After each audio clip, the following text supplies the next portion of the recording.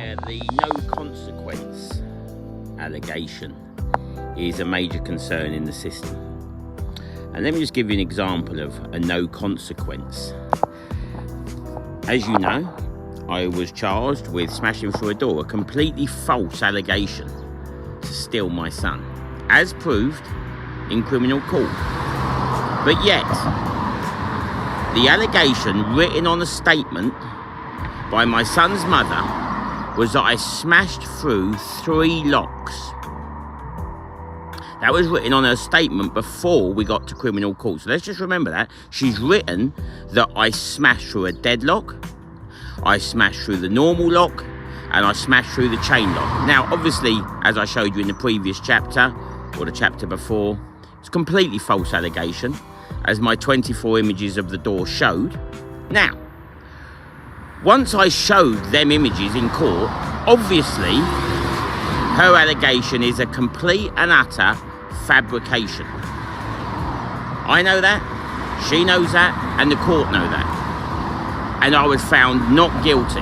Of course I was. But remember, that's the only allegation that was ever made, and I haven't seen, heard, or spoken to my son since the 15th of April 2022. And worse than that, none of my family, none of my friends, no neighbours, no football team, no one has ever heard from my son. This was a premeditated steal of my son.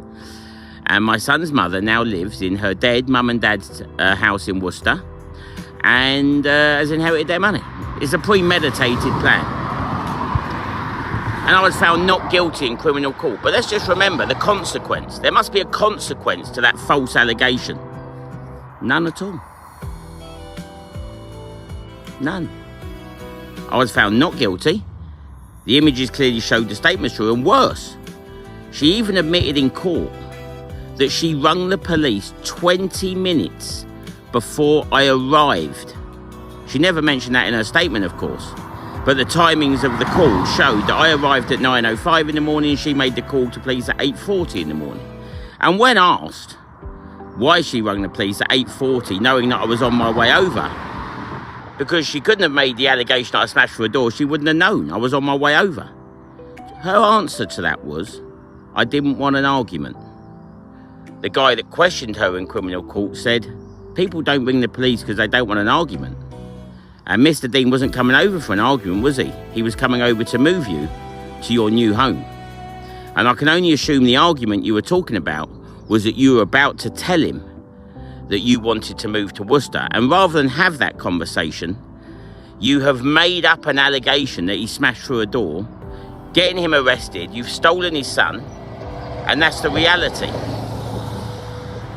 And she accepted that she called the police, not for an argument, not for me smashing through a door, but she called the police because she didn't want an argument. Nothing to do with me smashing through a door. Yet when the police arrived, that's what I was arrested for. In other words, she's rung the police and then made an allegation she couldn't possibly have known. This is all in statements, all proved in court, and I was found not guilty. But there was no consequences to her. No one told her off.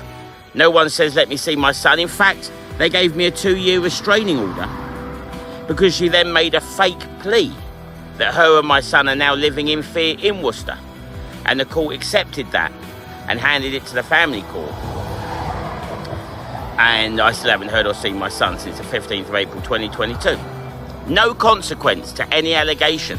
And when I tell you that the system is broken, that's what I mean. Because the reality is, in January 2023, when I was found not guilty, they should have just said, go and see your son and love your life.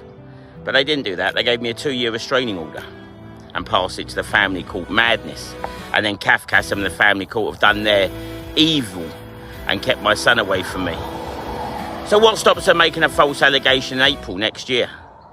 Because there's no consequence. And when I tell you we're going to change this, this is what I mean. This is appalling. So when I do have my Deano's Dad's Day, in 2 months' time while the sun's shining, let's say August, September, we're going to stand there and say, is this real, that you can steal all these daddy's children and no one cares? If there's no consequence to allegation, then every single daddy is at risk today of having their children stolen. And that's wrong. Have a good day.